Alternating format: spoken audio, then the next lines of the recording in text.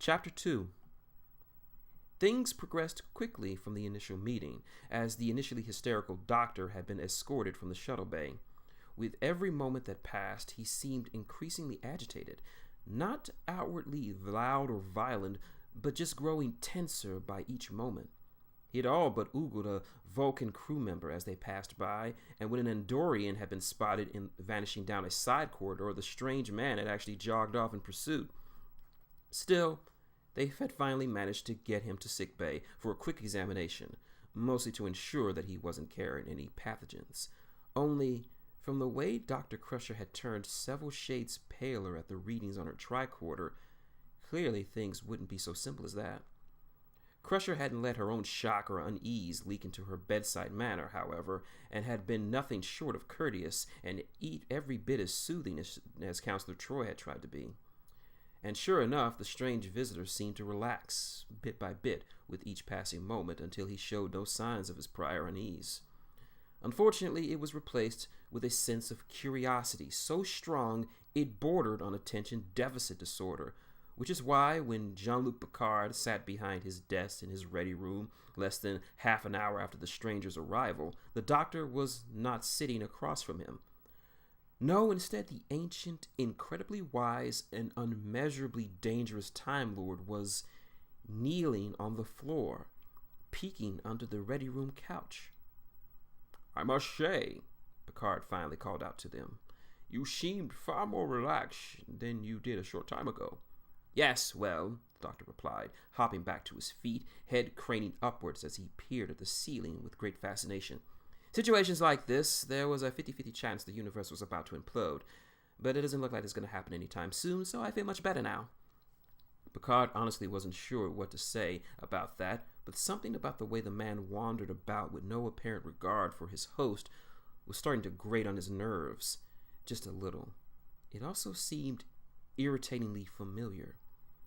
"You must understand, Doctor, that your appearance here is highly irregular, almost contradictory." Settling into his chair, Picard tried to look relaxed, difficult, given that his guest had opted to instead pace back and forth across the room like an overexcited child.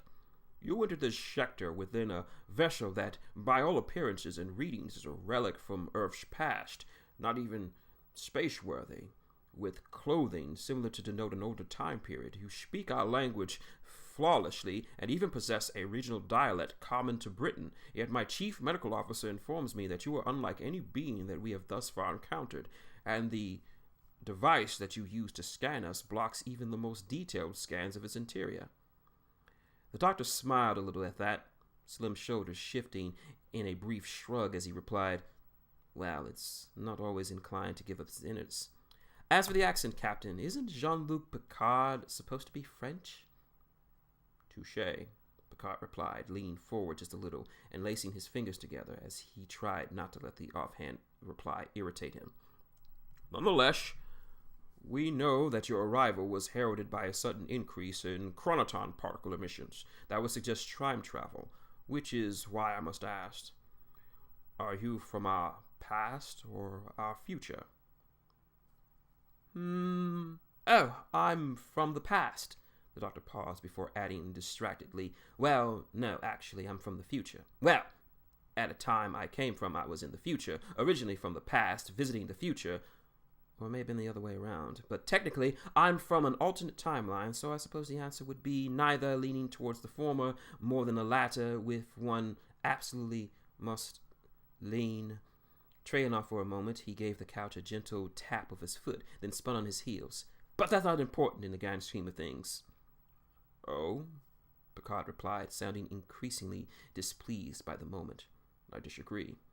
"You're entitled," came the chipper reply, even as the Time Lord began to pace again, the words tumbling forth faster and faster. "But the vital question is, why am I here? Well, wish I could answer that one, Captain, but I can't. I didn't mean to come here, not sure if I could if I tried. Delighted to be here, mind you, but the doing of it is troubling." "Oh, what a lovely aquarium! Lionfish, no?" "Yes, it is troubling." "Why is it troubling?"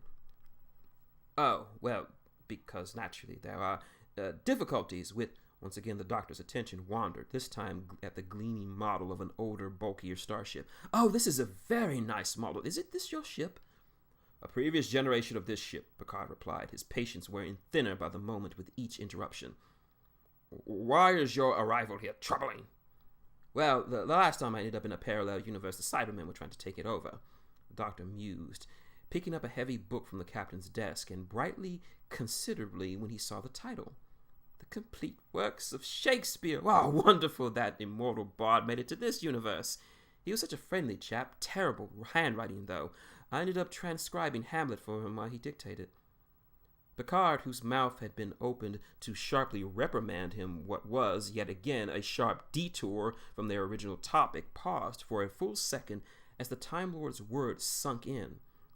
He was torn between going through with his tirade or submitting to what was admittedly considerable curiosity on just whether the visitor was actually telling the truth.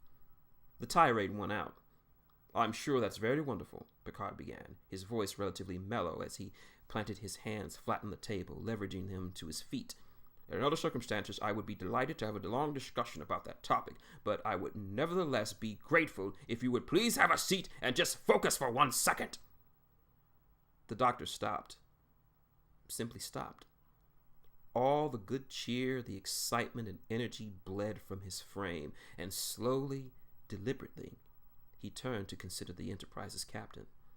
The eyes that had been just moments ago sparkling with mirth and delight had grown imminently cold and dark beneath his brow, and though he did not make any overtly hostile gestures, his entire body seemed to tighten like a spring, and the very air seemed to almost thicken in response. Jean-Luc Picard was no stranger to adversity, be it in a barroom brawl against Noskins or a battle with the Borg.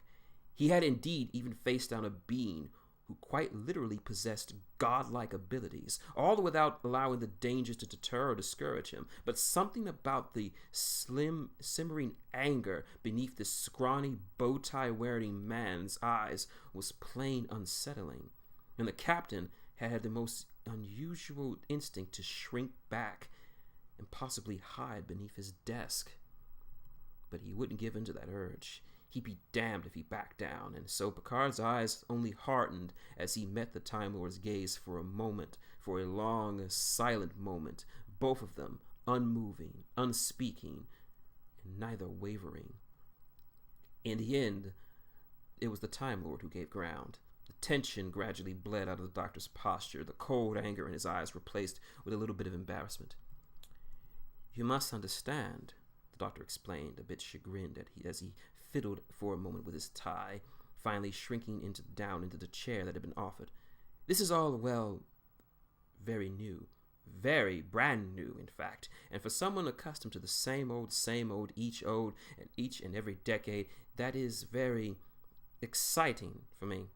I have no idea where I am, no idea who you are, not the slightest clue of what that large, ridged, somewhat irritable fellow who accompanied us is. I have so many questions, millions, I don't even know where to ask first. And haven't had that feeling since I was very, very young. I suppose that means I'm regressing, just a little. I apologize, Captain." Picard sank back into his seat just a moment later, and now that the guest seemed to have restrained himself, he let his own irritation fade, his expression softening a little. "I understand this is disorientating, likely even more so for you than it is for us, but the safety of my ship and crew demands that I try to get to the bottom of this matter." The doctor's lips quirked upward, just a little. "I can respect that." "Right!" Straightening up in his seat, the doctor held both hands out, making thoroughly unhelpful gestures as he spoke.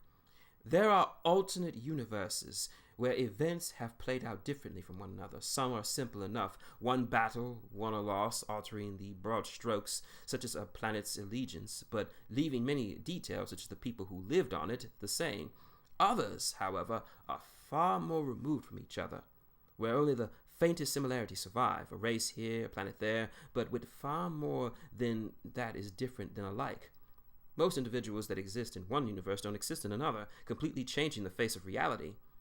Now, travel to alternate universes of any kind is by itself very difficult. falling just below the realm of theoretical impossibility, but travel to a far more alien universe? The difficulty and required power increases exponentially, just as it would be far more difficult to reach the Andromeda galaxy than it would be Earth's moon. Earth still has a moon, right? Yes, it does, Picard replied dryly. Wonderful. Love that big, beautiful ball. Settling back in his chair a little, the doctor's slim shoulders shifted a bit of a shrug. In any case, I originate from a parallel universe, one vastly different, I think, from this one, though that is admittedly just a working theory, as I know very little of the specifics of this reality. My TARDIS was caught in a gravitational field of a sort of super singularity. Think 12 black holes dancing to Charleston after a night of binge drinking, if that helps, though it's nothing like that. And in trying to pull out of it, I might have, well, punched through it instead. Picard had stopped nodding along towards the end of the explanation, and by the time the doctor had finished, he was just staring. Why precisely were you so close to a super singularity? Oh, I was trying to surf it, came the casual reply, without a trace of smug pride to be found. Would have been the first in all of history to manage it, too, in one piece, anyway. The doctor considered the explanation for several long moments before giving a single sharp nod. Very well.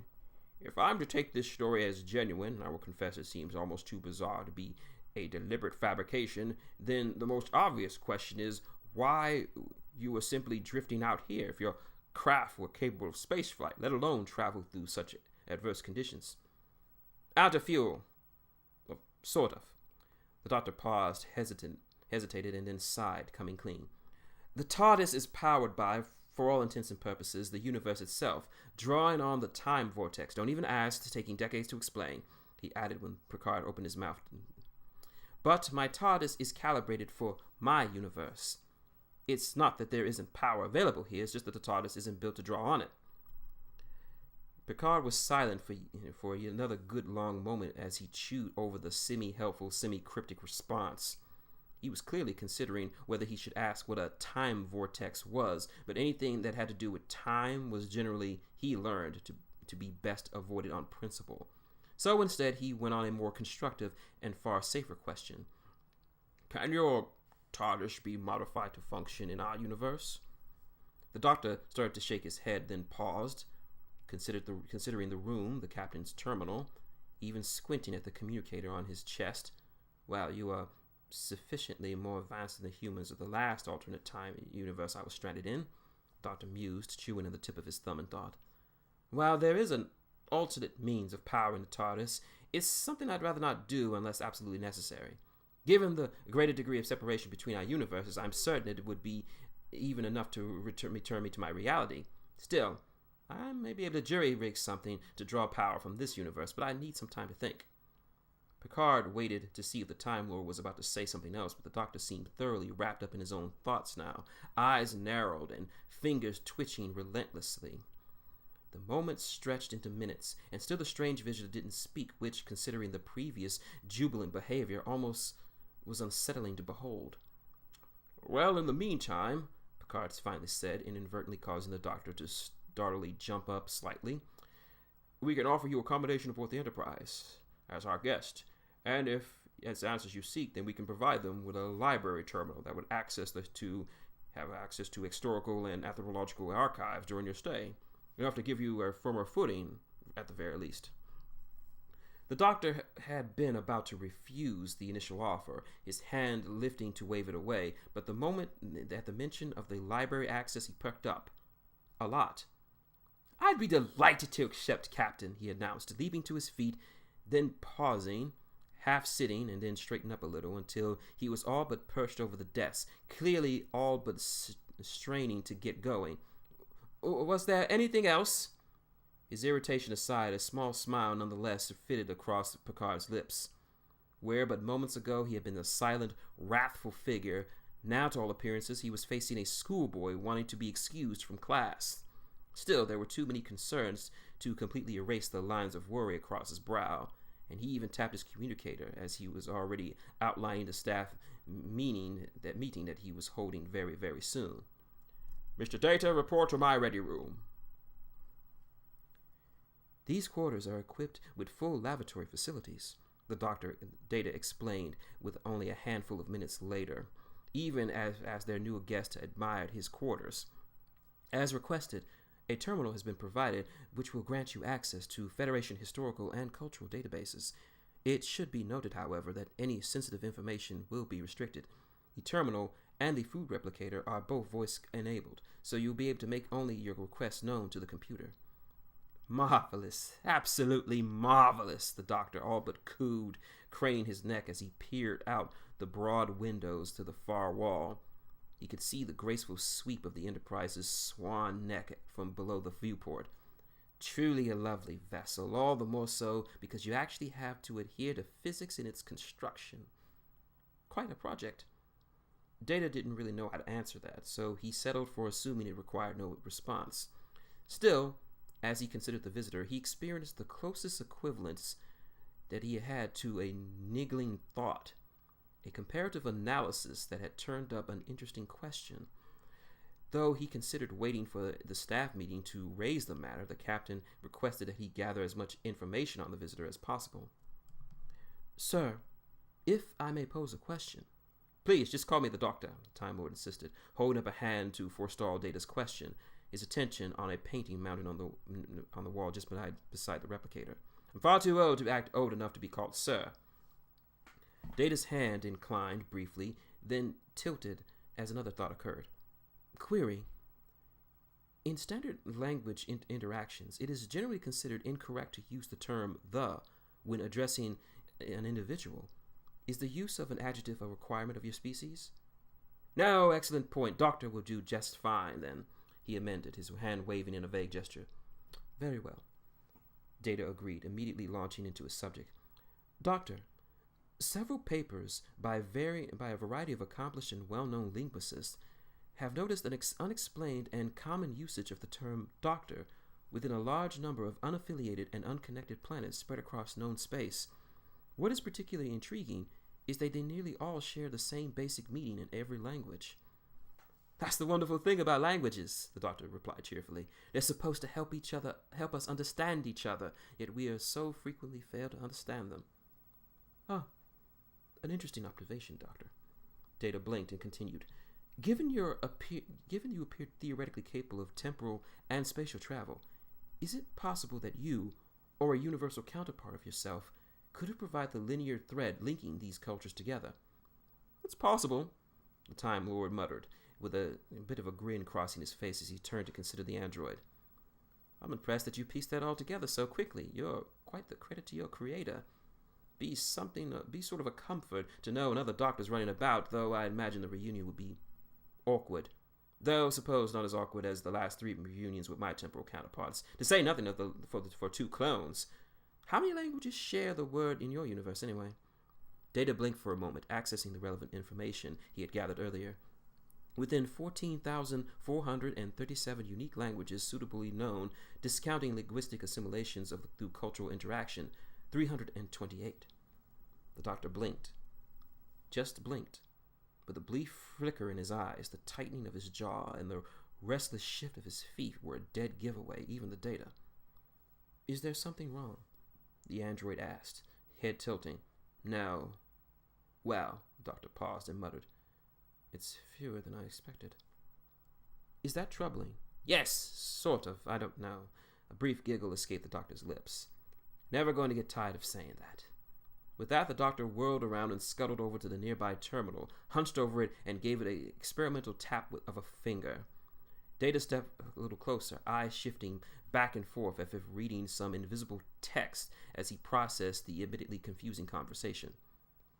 Curious, Data finally mused. You have said that you do not know why you arrived here or how, and yet, rather than be concerned, you appear to be quite happy.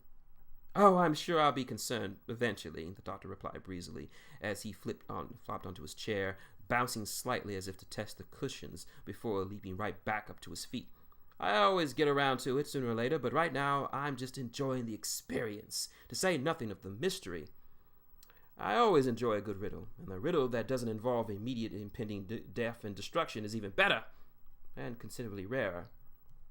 There was a long silence, broken only by the Time Lord's idle humming before Data spoke again, his gaze unfocused, his tone curious. I have admittedly noticed a similar reaction to some of the ship's crew. His brows lifted as he shook his head. At times they appear to draw great interest, if not pleasure, from difficult situations. Even if it presents an immediate obstacle to their purposes. And you don't understand why that is? The doctor asked idly, toeing the carpet. The subtleties of human emotion and behavior are quite beyond me, Data explained, but it is something of which I have always aspired. The doctor stopped dead at his tracks at that, whirling around once more to consider the android. The smile was gone. His expression was far more pensive than anything else. Slowly he drew nearer, arms crossed over his chest as his mouth opened and then closed, and then opened again. He seemed to be considering how to phrase what was on his mind, and by the time he decided, he was standing right in front of Data. I have to admit, the doctor said quietly, his expression unreadable, I haven't come across that many non-humans nowadays who share a terribly positive view on humanity. Certainly never enough to aspire to be one of them. Would it bother you overmuch if I asked you why you hold them in such high esteem? They seem like a rather simple species, at least when I found them. Violent, petty. You strike me as far more reasonable. On the contrary, Data replied, seeming to perk up at the opportunity to discuss it. I function in such a way due to no small part to the initial programming imparted by my creator. I have no negative emotions or egotistical self-concerns to hinder my actions or impair my judgment. But this does not make me better. Less burdened, perhaps. Although humanity's history is notably filled with incidents of violence against one another, there are also numerous instances where they have sought to elevate themselves beyond base instinct, beyond their programming. The existence of the Federation is a testament to that effect, and it is that ability to overcome that I seek to obtain. A slow, delighted grin crossed the doctor's face, replacing the somber frown entirely. Stepping a bit closer, he reached out and clasped a hand on Data's shoulder, a low, knowing chuckle passing his lips. Just for a moment, he seemed less the excitable child and more the wise, approving grandfather. Mr. Data, he announced, sounding quite proud. For someone who claims to find the subtleties of humanity beyond him, I don't think I've ever met someone who phrased them quite as well. I think you're going to manage just fine, and you don't need to be human to do it either. Data considered this for a moment and gave a brief nod. Thank you, Doctor. Will there be anything else? No, I think I'm all right. Pulling away, the doctor's hands folded behind his back as he considered the room. Thank you for your time. Just gonna potter about for a while. Very well. Good night. As the door hissed shut, the doctor took a long, slow breath, his shoulders rising and then slumping as the maniacal smile faded from his face. Drawing a hand across his jaw, his eyes fitted across the room side by side, considering the silence of the room for several long minutes.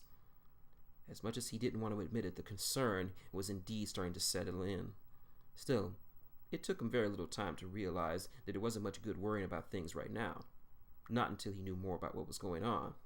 So in the spirit of, keeping up his spirits, he meandered all the way over to the wall-mounted replicator unit, considering its control specifications for a long moment.